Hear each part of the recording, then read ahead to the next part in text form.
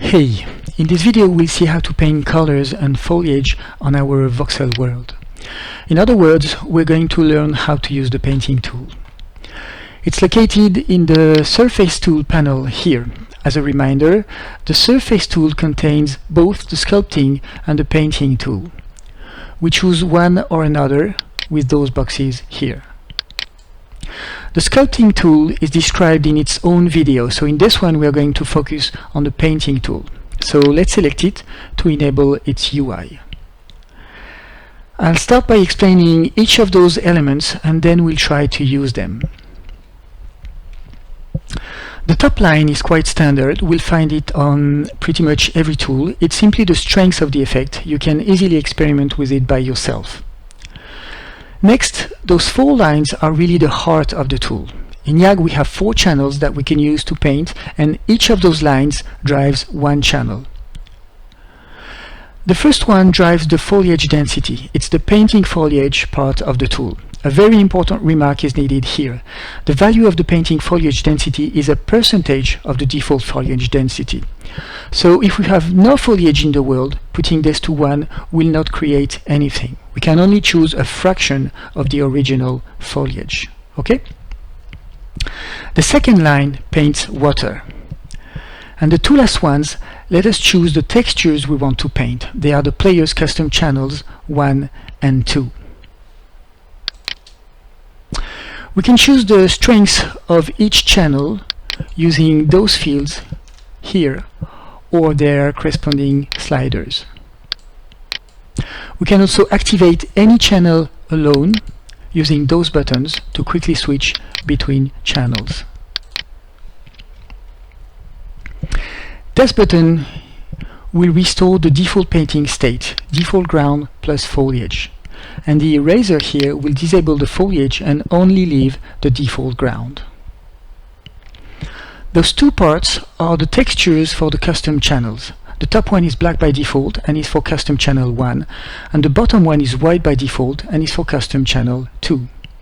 For each of them, those 3 buttons will manage the texture. I have prepared a stone pavement texture to show you that. .jpg. So let's load it in the address bar. Now this button will assign the address bar texture to its corresponding channel. And this button here will display its current texture, so it can be useful to retrieve an address, like so, or to copy a texture to the other channel, like so. Finally, this button here will restore the default texture. We're going to keep the stone pavement texture here. We'll need it in a minute. And before that, those fields set the tiling or spatial frequency of the texture. Now let's see all that in action. First we are going to need some foliage, so let's choose a ground and a forest. For the ground, I'm going to select a material with soil on its second layer and turn off the first layer, which is the grass. Then I'm going to use a spruce forest. The summer one is really beautiful, but the default densities here are not quite good. We need a bit more of everything, so we're going to double the number of trees. The bushes can be multiplied by 3. 0.5 is very often a good starting point for the grass, and this one is probably the small trees, so I'm going to divide it by 2. Okay, it looks alright enough for the video.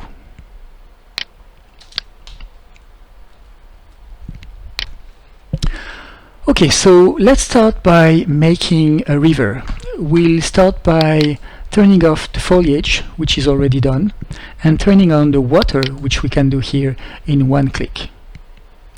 Now let's try to draw a nice river. So obviously we are going to decrease its size.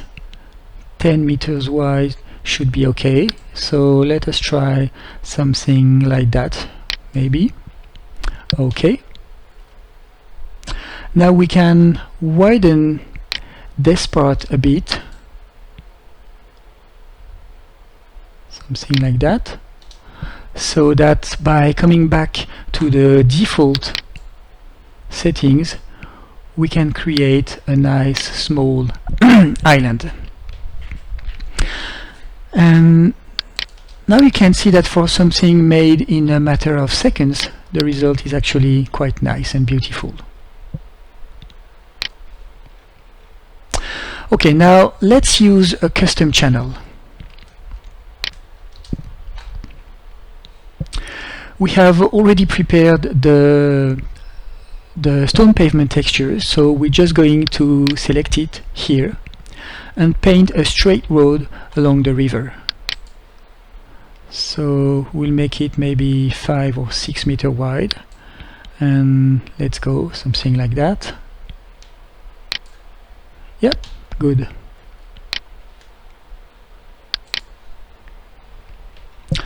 Okay, now we need a pawn to get a sense of the scale. So I'm going to load one of the default pawns there, and we can see that the stones are actually much too large.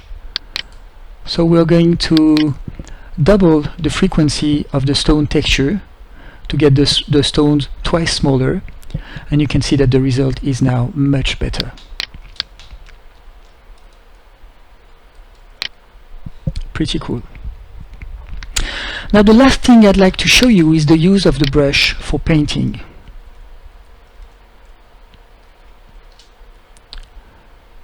So we start by erasing all our previous changes. The brush UI is described in details in the sculpting tutorial, so I'll just make a brief recall here. We need to enable it with this box. Then we have to assign a texture to it, either from the default list here or from the internet bar using this button. We're going to make a one-click island, so we need a bit of a circular texture. So let's choose a volcano brush. The green channel for this one is really nice, and let's put a strength of 0.2. Of course I'm cheating here because it took me 10 minutes of trials and error to prepare those values. Now let us enable the edit mode, solo the water channel, obviously increase the size of the brush. That should do it. Et voilà. So as you can see, we could get something very quickly, and the result is actually not so bad. And now, thanks to the gradients in the volcano brush, we even have some very pretty shoals, as you can see.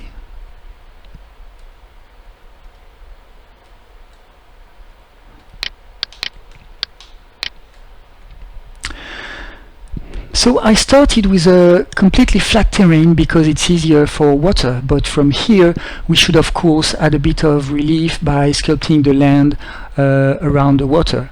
But that's not the point of this video, so I'll stop it here. Thanks for watching, I hope you liked it, and hopefully see you in the next. Bye!